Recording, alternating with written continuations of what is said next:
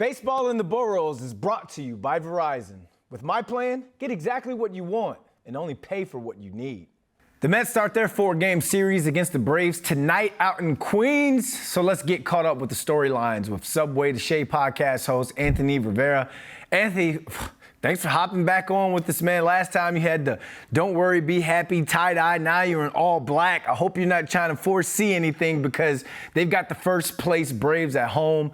I guess I should ask you, can New York take this series on their home field, and how would they go about doing that?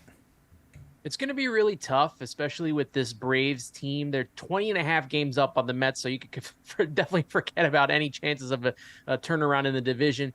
And they have just as good as a home away record as they do at home.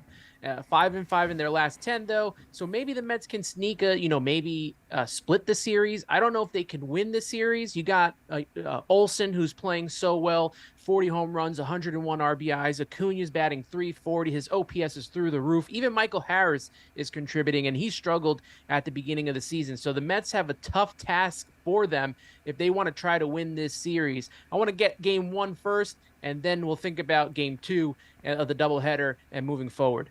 Well, we can see why you're wearing black now, because that was pretty grim.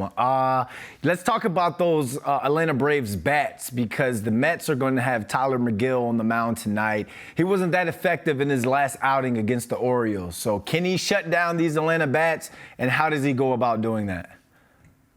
He can, but it's going to be a tough task, right? He's 1-3. He's got over 7 ERA in his last 7 games. It's going to be very tough for Tylor Megill. We know that he has the stuff. We've seen it. We've seen it in April. We've seen what he can do. But can he put it all together tonight and kind of take the Braves out of their element? It's going to be a very tough task for him to do.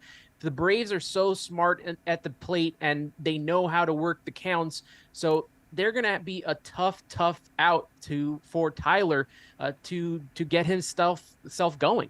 Yeah, they're going to need a team effort, not just Tylor. So I guess I'll just go into this next question. Which player or players need to step up for the Mets this series? Well, we've seen already how Francisco Lindor and Pete Alonso, how they carry the team and score most of the runs for the Mets. They're getting their bats in order. I really like to see Brandon Nimmo. We talked about this before. Brandon Nimmo is the catalyst on this team. He's the catalyst for the offense. And he's had a really tough time over the last month. He's got over, I think, 28 strikeouts in the last 30 games. He really needs to pick it up and start hitting. I don't want to say start hitting home runs, because that's what he's been doing a lot lately. And I think it's kind of putting him in a tough situation. He's not working counts. He's striking out a lot.